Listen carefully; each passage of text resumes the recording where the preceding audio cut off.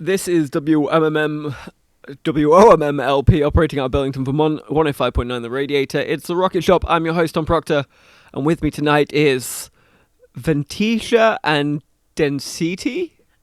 Vetica&denciti. Oh my god, I know. I was so far off. Technically, I think you pronounced it like kind of how it should be if it was like a name, but it's our moody monikers for this project. I'm going to have to write that down phonetically. I'm definitely going to get that wrong a few more times tonight, so apologies. Would you like to introduce yourselves real quick? Sure. We are vetica&denciti. My name is Matthew Binginot. I'm Amanda Marquis. And this is our brand new project where we are making our own blend of melodic and house, techno, progressive kind of music. And we're stoked to be here. Well, we always like kicking off with a song. So what have you got to start us off with? We're going to play our lead new song called Come Down. Hopefully you like it.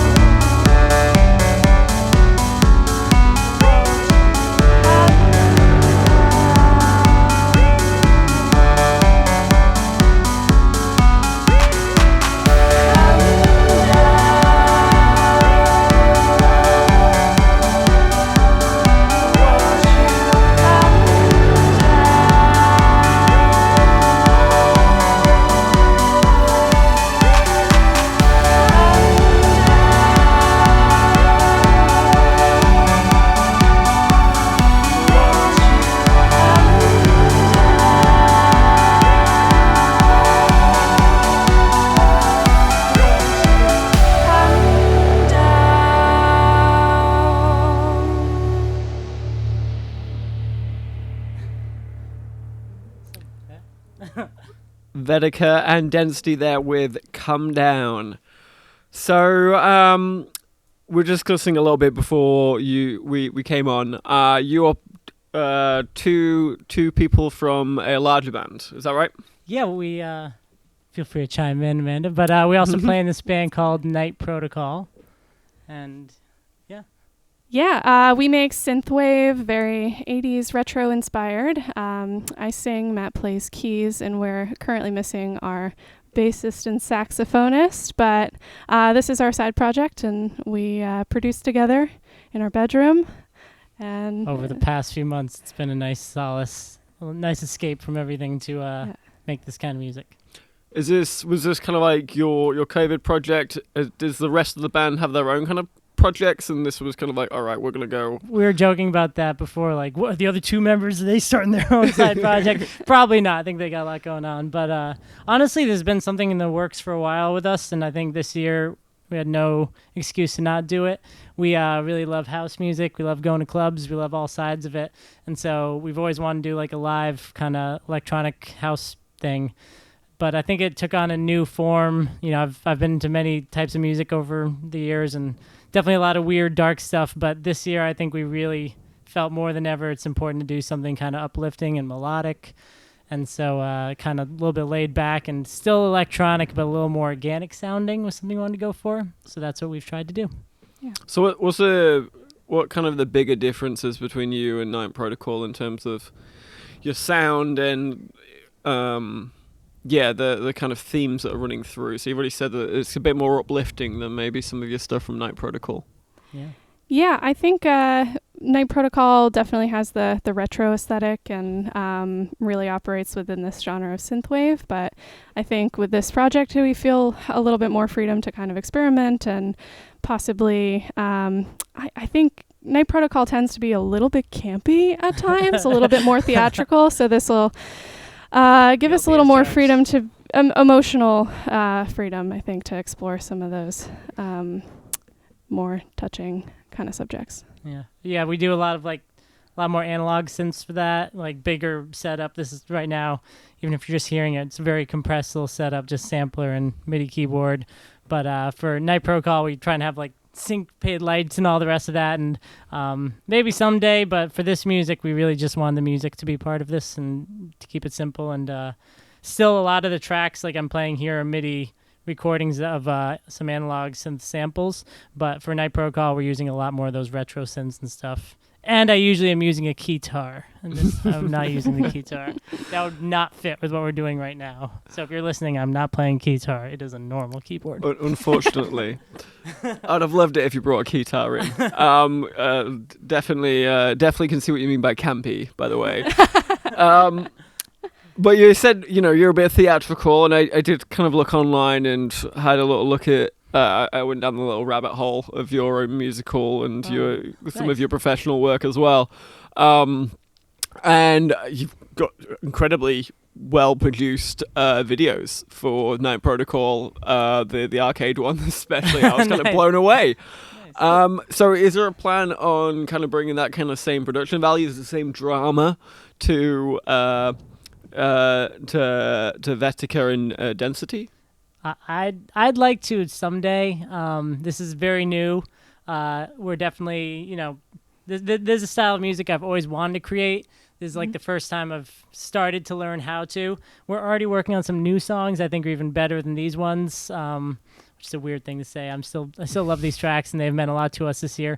But, maybe someday we can send them into like a record label and maybe do more with it.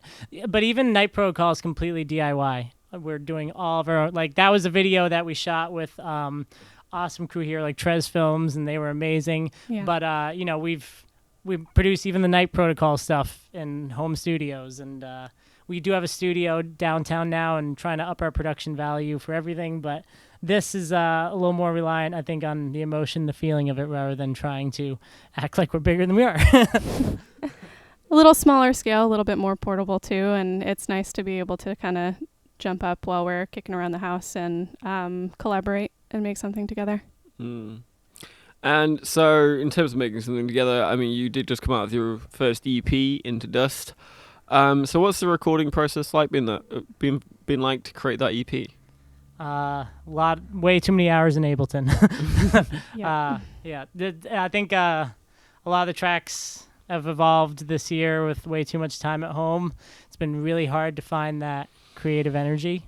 I also teach media arts, and I just from that experience, I can feel like a lot of artists, all like my students, it's so hard to get inspiration this year when you're just trapped in a smaller space and fewer people to inspire you and fewer ideas and fewer things being shared. And so in that space, I think kind of retreating into the confines of Ableton and some synthesizers and plugins was actually kind of refreshing to hone in the sound and gave us a lot to focus on. So yeah, the production was mostly we'd start and write the music, then share with Amanda, and she would really take poems almost she'd written and turn them into the lyrics and song parts. So Matt, I think, responds to this pressure by being really productive, as much as he says that he isn't, but he's the kind of creator who's always creating. So a lot of the songs, all the tracks you're hearing kind of came to me as like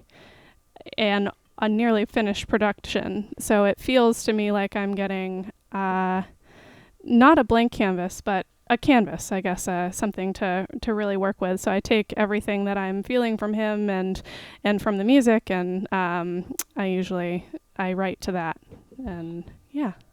Now, and we've been using this a vocal transforming pedal, and you can hear some of the harmonies in there too. I think we're looking forward in the future to incorporating Amanda's vocal more as an instrument than just a lead part on top too, which is kind of exciting. Yeah, really exciting to develop in that way, but learning a lot from this one. In terms of the lyrics across the EP, did you find yourself coming back to the same things, or is it kind of a bit of a mixture of themes and ideas that you kind of came up with? Yeah, I think a lot you'll find in a lot of the lyrics that I wrote kind of some cosmic themes. It's interesting to think about kind of being in isolation, having really small bubbles, and kind of maybe it's a sort of escape to think about a really infinite universe somewhere beyond our bubbles. I've always found that to be a metaphor that I've been drawn to. So, yeah. Do you also write for Night Protocol? Yeah, I do lyrics and vocals partially for Night Protocol. We share a little bit more there. And Matt, of course, also contributes to lyrics in this project as well. But we write together, yeah. Yeah. Yeah, in the Night Protocol, we all sing, unfortunately. So, but Amanda, luckily, is the beautiful lead. Fortunately, we all have great voices. Well, all can sing. So, it's a good girl. And so you mentioned that there's already tracks on the way after this that are better than the ones you've currently created. So thanks for bringing in the unfinished initial tracks you created. But what is it that you learned from these initial tracks that you kind of been changing with this kind of next batch? Oh, so many things, and feel free to pitch in. But I think mostly we've been we haven't been out dancing in clubs, and I think a lot of these tracks I've loved doing them, and they've come from my background of writing more pop music. But one thing that I think we're trying to do in our next productions is bring back that kind of groove of house music. When you're at a club and you're listening to house music, you really want that repetition. You want to kind of lose yourself in the music. So I think next productions we're going to do are still going to have the meaning, the melody, the emotion behind it, but want it to have a little more of that just dance groove that you get at a club when things are just kind of going off. Something that, we can play live, but also could be DJ'd out. Mm-hmm. So it's a really particular kind of hypnosis when you really get into a great electronic music track or mix, and bringing some more of those flows and vibes into the next EP. And I got a dope new synth that's been really fun, so that's also why. That's what's making all the difference. Yeah. Well, I'd love to hear another track. So what have you got for us? I think we're going to do our next one from that, our first release here. It's a song called Snowdrift.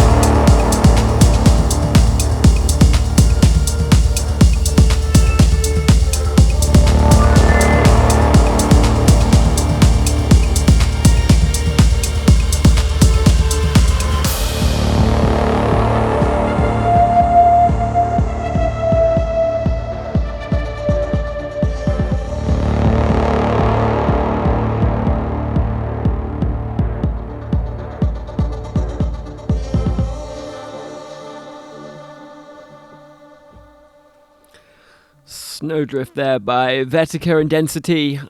And going into winter with a name like Snowdrift, is it the environment that we're in that kind of inspires some of these songs? The actual name for that one, every time I make a song, I give it usually like a one-word dumb title so I remember what the project file was. And I don't know, I think I did that one in the dead of summer too, but I was just like, it sounds dark and cold and moody, so Snowdrift.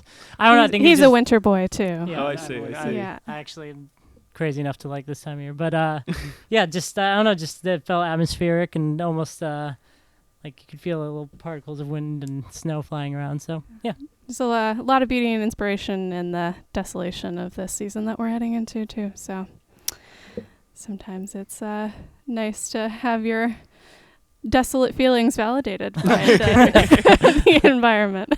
For real, I don't think we've ever talked about this. I actually really like what you did with that song. We named it Snowdrift, and you kind of interpreted the snow to be way deeper, and like you never really talk too much about like the snow, like snow drifting, but like kind of I think you wrote the lyrics on something I talk about a lot, and like, you know, reality is one day we're going to be gone, and you know, one of the reasons I do music is because we got to leave something behind, and maybe what we leave behind will be something that will inspire others to feel something or maybe sing along and repeat it. But you know, that's a really dark thought, but is a thought that I think is important, worth thinking about. So I appreciate that. That's something I mentioned many a late night to Amanda, and that she turned that into lyrics in a much better way than I ever could. Absolutely everything that we do is going to leave something behind. So it's nice to have art as an outlet to make sure that at least one of the things that you're leaving behind is beautiful and interesting, positive, and tells something about us now.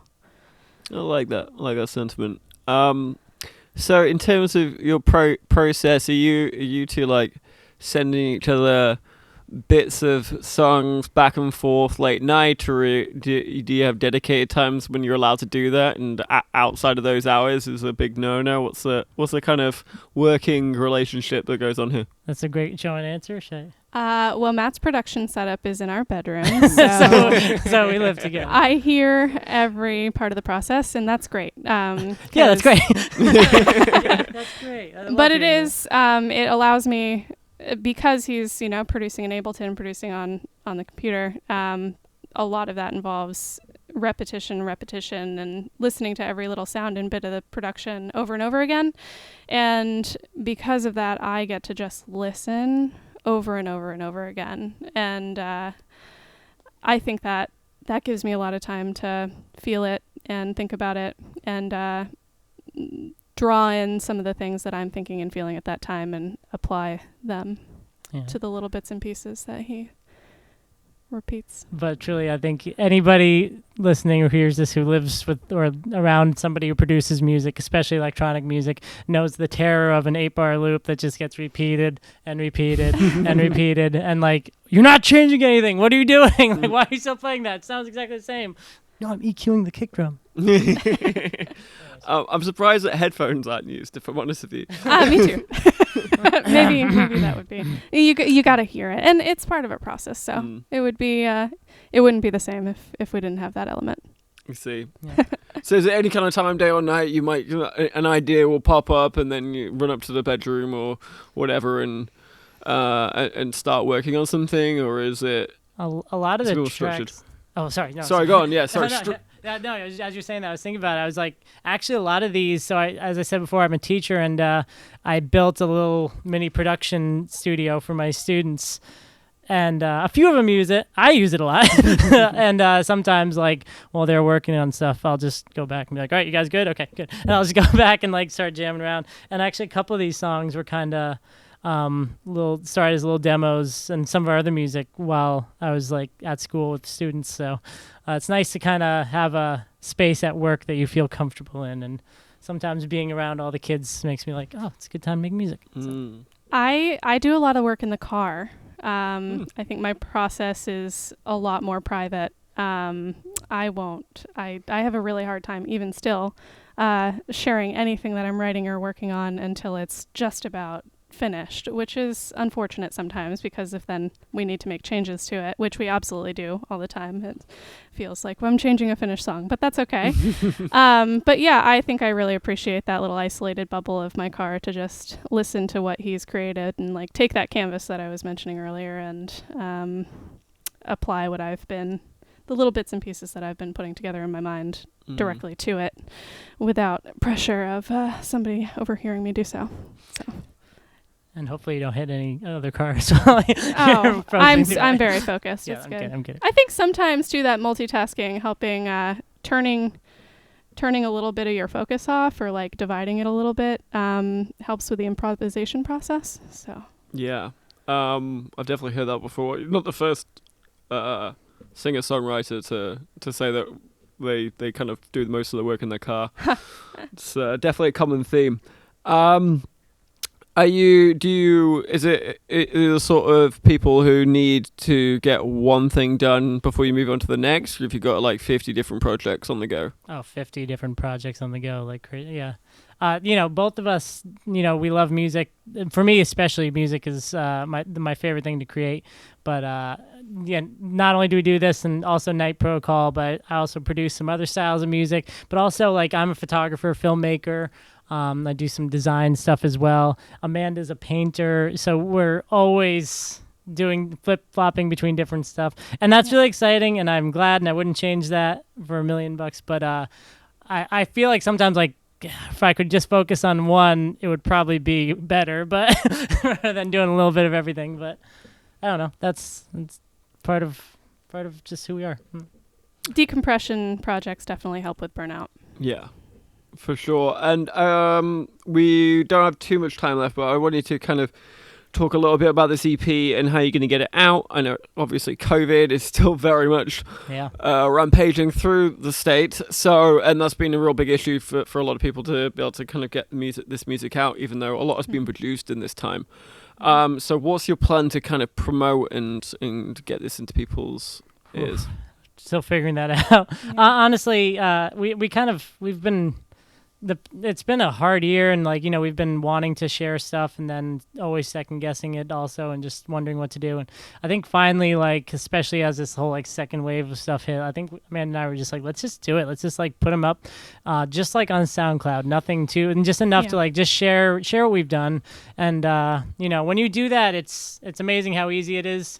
But the thing is, you don't get that. Maybe some people will listen, which is awesome, and leave some comments and stuff, but you don't get that feedback you do of playing it at a show. And really for this style of music, like having DJs play it out and remix your stuff and do more of that. So I think we're missing that in-person energy and feedback from it. But for now, definitely maybe going to send it to some record labels that do a lot of the styles of this, because there's so much made in the many genres and sides of house music, and our tracks are definitely a little all over the place, like a little bit techno, a little bit of house, but there are a lot of record labels that aren't too huge that we're hoping maybe just to share some stuff with, and hopefully they can hear a little something in our tracks and help us promote it a little bit more. But until then, we're really honored by our friends playing it and sharing it with more people. Yeah, and incredibly appreciative for you folks having us here tonight, too. It makes it feel real. I'm glad we can be part of the process. If people would like to listen to your music, or if they'd like to follow you on social media, how do they do that? Right now we're purposefully being very minimal in a lot of things, because literally I think that's almost the thing now, is like, okay, now we gotta have an Instagram, you gotta have Facebook, you gotta go separate Twitch channel, all this stuff, and that stuff's great, but it gets overwhelming. It really does, and there's so many different. So literally, we are purposefully keeping this very minimal. We do have a website, just because I actually just got my own hosting capabilities this year, so I'm making websites left and right now. But we do have our own website, which is just vetica&denciti.us. And it's US because we're from the US, and it's also us. But also, that and SoundCloud, and but literally we're purposely keeping it minimal. We just want the music to speak for itself, and maybe soon, once we have more to present, we'll have videos and more. Music on social media is hard because, you know, a lot of the social media platforms that we're used to are so visually driven and reliant on just a split second decision to like or tap or share. Yeah, a lot of those, like Instagram and Facebook, the more visually driven ones, I think it feels good right now to kind of be patient and wait on those until it feels right. Yeah, it's nice keeping it minimal, and right now there's like you said, there's so much great content being created, and that's awesome. And I think it has been a revolutionary time for a lot of creators and adapting in a lot of ways. But I think once you get all those social media things, I think you really are starting to fight this battle. And it's not that people don't care like your stuff, it's just like people don't always just have time to listen to everything too. So for right now, we just have some music which maybe can color somebody's day and whatever they're doing, and down the line hopefully some more. Fantastic. Well, we would love to hear one last song to play us out with. What have you got for us? Last song is called Singularity. I think it's my favorite. It was the first one.